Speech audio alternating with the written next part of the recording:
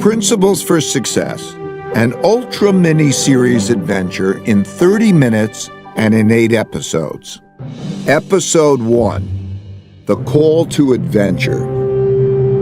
Before we begin, let me just establish the fact that I don't know much relative to what I need to know.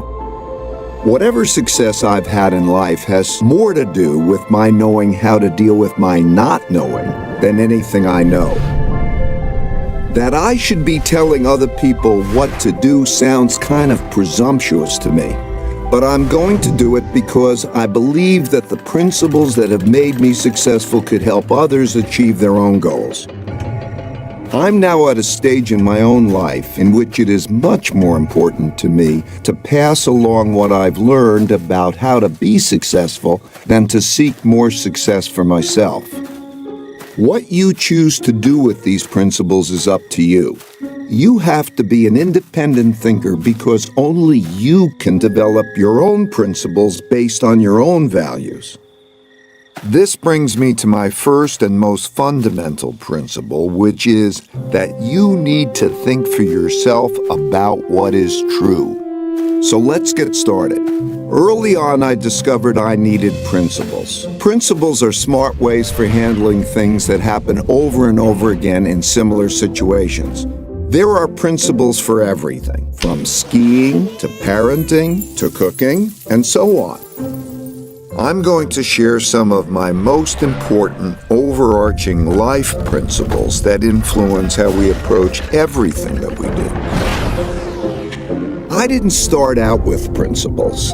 I acquired them over a lifetime of experiences, mostly from making mistakes and reflecting on them. My life principles are simple, but they're not complete. I still struggle to make the best decisions, and I still make mistakes and learn new principles all the time. This is the reality. At the beginning, I needed to escape the conventions that surrounded me, which meant that I needed to think for myself. Unless you want to have a life that is directed by others, you need to decide for yourself what to do, and you need to have the courage to do it. But I didn't know that at first. I only learned that from going on my adventure. Looking back on my own journey, I now see that time is like a river that carries us forward into encounters with reality that require us to make decisions. We can't stop our movement down this river, and we can't avoid the encounters. We can only approach them in the best possible way. In your lifetime, you will face millions of decisions. The quality of your decisions will determine the quality of your life. Over the course of my lifetime, the most valuable things I've learned were the results of mistakes I reflected on to help form principles so I wouldn't make the same mistakes again. These principles took me from being a very ordinary middle-class kid from Long Island to becoming very successful as judged by conventional measures. They also gave me the meaningful work and meaningful relationships that I value even more than these conventional successes. People often ask me how I did it. I can assure you it wasn't because of my uniqueness as a person. It was the result of a unique approach to life I believe almost anybody can adopt. It starts with embracing reality and dealing with it. The path you take in life is your most important decision.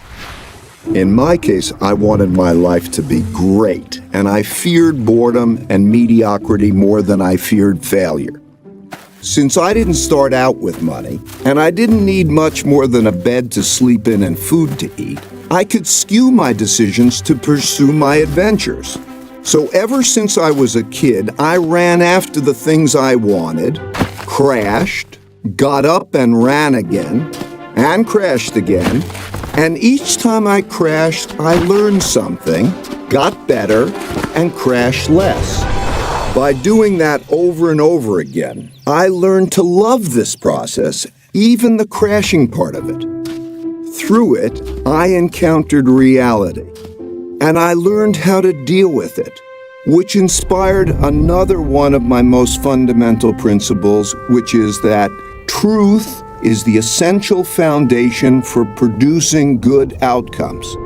By truth, I don't mean anything more than the way the world works. I believe that we were given the laws of reality by nature. Humans didn't create them, but we can use them to foster our own evolution and achieve our goals. Realizing that made me a hyper-realist, by which I mean I became someone who has discovered the great rewards of deeply understanding, accepting, and working with reality as it is and not as I wish it would be. When I say I'm a hyper-realist, people sometimes think I'm saying that dreams can't come true. That's absolutely not true. Without pursuing dreams, life is mundane. What I mean is that, to me, hyperrealism is the best way to choose one's dreams and then achieve them. Having big dreams, plus embracing reality, plus having lots of determination, will bring you a successful life. I believe this formula is true for everyone. But what does a successful life look like? We each have to decide for ourselves what success is.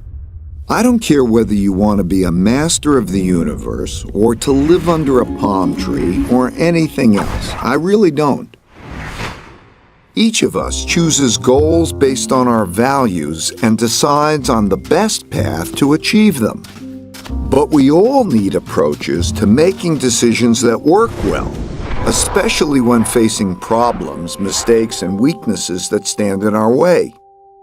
To succeed, we must embrace all our realities, especially the harsh realities that we wish weren't true. At first, looking at these harsh realities caused me a lot of pain, but I learned that this pain was just psychological, and that my seeing things differently made all the difference. I came to view problems like puzzles that would reward me if I could solve them. They would help me deal with the problem at hand, and they would give me principles for dealing with similar problems in the future. I learned to treat pain as a cue, that a great learning opportunity is at hand, which led me to realize that pain plus reflection equals progress. Meditation has been invaluable in helping me see things that way. I found that when I calmed myself down and embraced my realities and dealt with them, the rewards brought me pleasure and the pain faded. Each of us has the unique capability to think logically, to reflect on ourselves and our circumstances, and to direct our own personal evolution. Doing this well is just a matter of following a simple 5-step process. We've discussed how important it is to reflect carefully after experiencing pain. When I did this, I was usually able to discover principles that would prevent me from repeating the same mistakes in the future. And I could see that being successful simply consisted of 5 steps. Step 1 is to know your goals and run after them. What is best for you depends on your nature, so you need to really understand yourself and know what you want to achieve in life. Step 2 is to encounter the problems that stand in the way of getting to your goals. These problems are typically painful. If handled badly, some of them can lead to your ruin. But to evolve, you need to identify those problems and not tolerate them. Step 3 is to diagnose these problems to get at their root causes. Don't jump too quickly to solutions. Take a step back and reflect in order to really distinguish the symptoms from the disease. Step 4 is to design a plan to eliminate the problems. This is where you will determine what you need to do to get around them. And step 5 is to execute those designs, pushing yourself to do what's needed to progress toward your goal. A successful life essentially consists of doing these 5 steps over and over again. This is your personal evolution. And you see this process everywhere. It's just a law of nature. Think of any product, any organization, or any person you know, and you will see that this is true for them. Evolution is simply a process of either adapting or dying. Conceptually, it looks just like the 5-step process I've described. As you push through this often painful process, you'll naturally ascend to higher and higher levels of success. I found that when I did it better, my struggling never became easier, because the more capable I became, the greater the challenges I would take on. Because different people are strong and weak at different things, most people can't do all 5 steps well. Not facing this reality means you could stretch further than you should. And as the heights get greater, your falls could also be greater. Sometimes terrible things happen to all of us in life. They can ruin us, or they can profoundly improve us, depending on how we handle them. Something like this happened to me in 1982. We progress forward until we encounter setbacks. Whether or not we get out of them and continue forward or spiral downward depends on whether or not we're willing to face the failure objectively and make the right decisions to turn the loop upward again. Something terrible happened to me in 1982 when I bet everything on a depression that never came. The period between 1979 and 1982 was one of extreme turbulence for the global economy, the markets, and for me. And I believe that the U.S. economy, with the world economy tied to it, was headed toward a catastrophe. This view was extremely controversial. I wanted the great upside and very publicly took a big risk and was wrong, dead wrong. After a delay, the stock market began a big bull market that lasted 18 years, and the U.S. economy enjoyed the greatest growth period in its history. This experience was like a blow to my head with a baseball bat.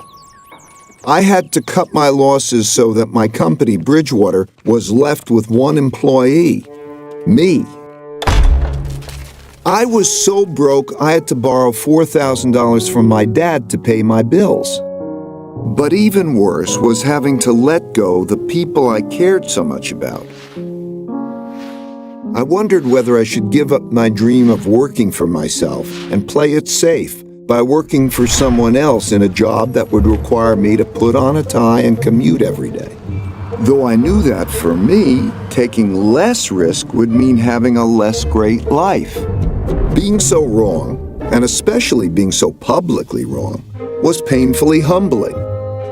I am still shocked and embarrassed by how arrogant I was in being totally confident in a totally incorrect view.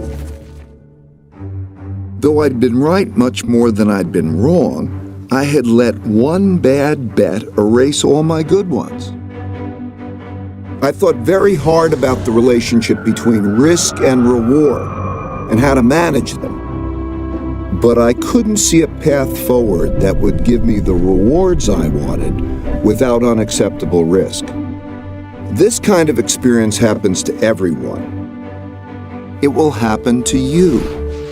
You will lose something or someone you think you can't live without, or you will suffer a terrible illness or injury, or your career will fall apart before your eyes.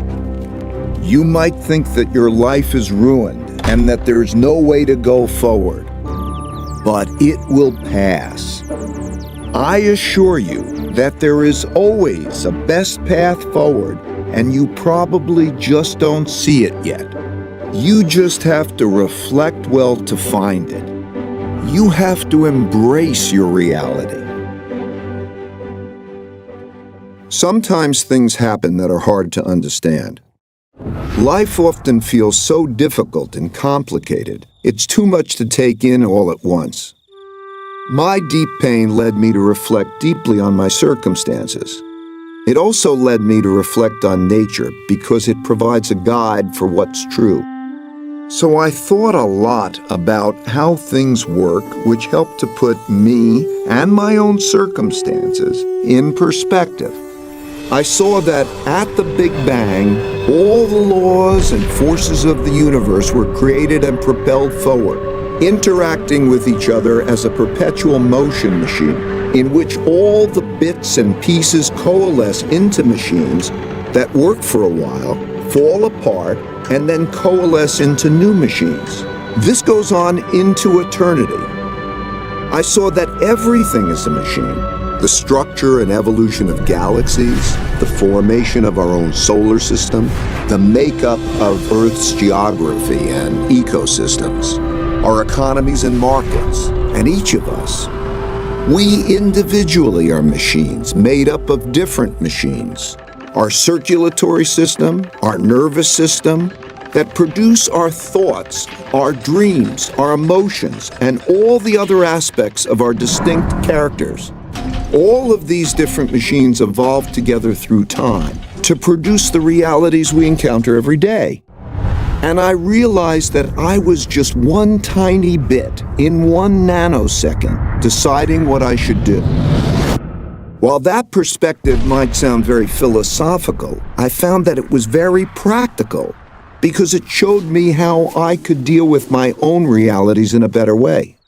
For example, I observed that most everything happens over and over again in slightly different ways. Some in obvious short-term cycles that are easy to recognize, so we know how to deal with them, like the 24-hour day. Some so infrequently that they haven't occurred in our lifetimes, and we're shocked when they do, like the once-in-a-100-year storm. And some we know exist, but are encountering for the first time, like the birth of our first child. Most people mistakenly treat these situations as being unique and deal with them without having proper perspective or principles to help them get through them. I found that if instead of dealing with these events as one-offs, I could see each as just another one of those and approach them in the same way a biologist might approach an animal, first identifying its species, then drawing on principles for dealing with it appropriately. Because I could see these events transpire in pretty much the same ways over and over, I could more clearly see the cause-effect relationships that govern their behaviors, which allowed me to develop better principles that I could express in both words and algorithms. I learned that while most everyone expects the future to be a slightly modified version of the present, it is typically very different. That's because people are biased by recent history and overlook events that haven't happened in a long time, perhaps not even in their lifetime, but they will happen again. With that perspective, I realized that what I missed when I mistakenly called for a Great Depression was hidden in the patterns of history. And I could use my newfound knowledge of these patterns to make better decisions in the future. And when I thought about my challenge, balancing risk and reward, I realized that risk and reward naturally go together. I could see that to get the most out of life, one has to take more risk, and that knowing how to appropriately balance risk and reward is essential to having the best life possible. Imagine you are faced with the choice of having a safe, boring life if you stay where you are, or having a fabulous one if you take the risk of successfully crossing a dangerous jungle. That is essentially the choice we all face. For me, the choice was clear, but that doesn't mean the path forward was without challenges. I still needed to face 2 big barriers that we all must face. I can't tell you which path in life is best for you because I don't know how important it is for you to achieve big goals relative to how important it is for you to avoid the pains required to get them. This is the courage I spoke of earlier, and we each have to feel these things out for ourselves. After my big mistake in calling for a depression, I had come to one of life's forks in the road. as we all do. If I made the choice to take a normal job and play it safe, I would have ended up with a very different life than the one I had. But as long as I could pay the rent, put food on the table, and educate my kids, the only choice for me was to risk crossing the jungle in pursuit of the best life possible. My big mistake in betting on a depression gave me a healthy fear of being wrong. In other words, it gave me deep humility, which was exactly what I needed. At the same time, it didn't stop me from aggressively going after the things I wanted. To succeed, I needed to see more than I alone could see. But standing in my way of doing that were the two biggest barriers everyone faces: our ego and blind spot barriers. These barriers exist because of how our brains work. First, let's explore the ego barrier. When I refer to your ego barrier, I'm talking about the parts of your brain that prevent you from acknowledging your weaknesses objectively, so that you can figure out how to deal with them. Your deepest-seated needs and fears reside in areas of your brain that control your emotions and are not accessible to your higher-level conscious awareness. And because our need to be right can be more important than our need to find out what's true, we like to believe our own opinions without properly stress testing them. We especially don't like to look at our mistakes and weaknesses. We are instinctively prone to react to explorations of them as though they're attacks. We get angry, even though it would be more logical for us to be open to feedback from others. This leads to our making inferior decisions, learning less, and falling short of our potentials. The second is the blind spot barrier. Everyone has blind spots. The blind spot barrier is when a person believes he or she can see everything. But it's a simple fact that no one alone can see a complete picture of reality. Naturally, people can't appreciate what they can't see. Just as we all have different ranges for singing, hearing pitch, and seeing colors, we have different ranges for seeing and understanding things. For example, while some people are better at seeing the big picture, others excel at seeing details. Some are linear thinkers, and others are more lateral. While some are creative but not reliable, others are reliable but not creative, and so on. Because of how our brains are wired differently, everyone perceives the world around them differently. By doing what comes naturally to us, we fail to account for our weaknesses, and we crash. Either we keep doing that or we change. Aristotle defined tragedy as a terrible outcome arising from a person's fatal flaw. A flaw that, had it been fixed, would have instead led to a wonderful outcome. In my opinion, these two barriers are the main impediments that get in the way of good decision-making.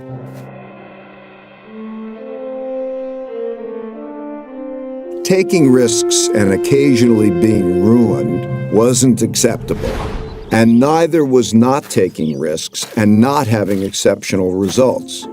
I needed an approach that would give me the exceptional upside without also giving me the exceptional downside. When I discovered it, it turned out to be my holy grail. To get it, I needed to replace the joy of being proven right with the joy of learning what's true. This need prompted me to seek out the most thoughtful people I could find who disagreed with me. I didn't care about their conclusions, I just wanted to see things through their eyes, and to have them see things through my eyes, so that together we could hash things out to discover what's true. In other words, what I wanted most from them was thoughtful disagreement. Going from seeing things through just my eyes to seeing things through the eyes of these thoughtful people was like going from seeing things in black and white to seeing them in color. the world lit up. That's when I realized that the best way to go through the jungle of life is with insightful people who see things differently from me. Think about the 5-step process I described earlier. As I said, because we are wired so differently, not everyone can do all the 5 steps well. But you don't have to do them all alone. You can get help from others who are good at what you're not, who are wired to perceive things you can't. All you need to do is let go of your attachment to having the right answers yourself and use your fear of being wrong to become open-minded to these other views.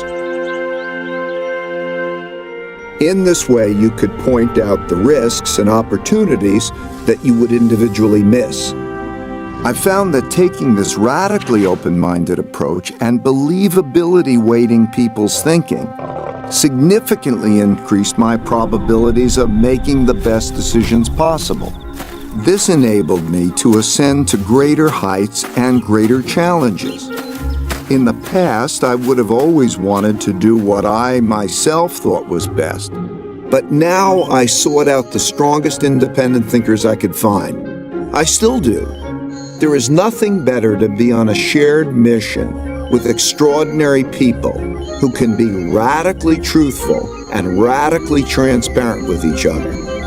This approach led me to create a company with the unique idea meritocracy, operating in a unique way that produced unique successes. In an idea meritocracy, you get the best of everybody. Everyone thinks independently. Then we work through our disagreements to get at what's best. However, not every opinion is equally valuable, and we had to learn to distinguish between good ideas and bad ones to get the best decisions. In other words, we needed to believability weight people's thinking. But that's another story I will explain in my work principles. Right now, there are many wonderful opportunities and dangerous risks surrounding you that you don't see. If you saw them, free of the distortions produced by your ego or your blind spots, you would be able to deal with them more effectively. If you could acquire this ability, and with practice you can, you will radically improve your life. So far, I described how I learned to confront my own realities, my problems, my mistakes and weaknesses, and how I surrounded myself with others who could do things better than I could. This was the most effective way I discovered for making great decisions. This is not the normal way of being, but through this approach, I became very successful. And being successful enabled me to meet extraordinarily successful people and see how they think. I've discovered that their journeys were similar to mine. You might not know it, but they all struggle, and they all have weaknesses, that they all get around by working with people who see risks and opportunities that they would miss. Over time, I learned that by nature, most people's greatest strengths are also connected to their most significant weaknesses. And striving hard for big things is bound to lead you to painful falls. It's just part of the process. Such setbacks will test you. They sort people. Some think hard about what caused their setbacks, learn lessons, and continue progressing toward their goals, while others decide that this game is not for them and get off the field. I've come to realize that success is not a matter of attaining one's goals. I found that when I reached each new higher level of success, I rarely remain satisfied. The things we are striving for are just the bait. Struggling to get them forces us to evolve, and it is this struggle toward personal evolution with others that is the reward. I no longer wanted to get across the jungle, but instead wanted to find greater and greater challenges to go after. Surrounded by great people, working together on a shared journey. Eventually, the success of the mission and the well-being of the people alongside me became more important than my own success. I also started to see beyond myself and wanted others to be successful when I'm no longer here. I realized that if I fail to do that, I will be a failure. I struggle with this now. We all struggle with different things at different times, until we either choose to give up or until we die and become part of the larger evolutionary story. This is how all machines work and are recycled through time. When a machine breaks down, its parts go back into the system to become parts of new machines that also evolve through time. Sometimes this makes us sad because we become very attached to our machines. But if you look at it from the higher level, it's really beautiful to observe how the machine of evolution works. Now you must decide for yourself how you will evolve. Forget about where these principles came from. Just assess whether or not they are useful to you and evolve them to suit your own needs. As with all of life's decisions, what you do with them is ultimately up to you. My only hope for you is that you have the courage to struggle and evolve well to make your life as great as it can be. Thank you and goodbye.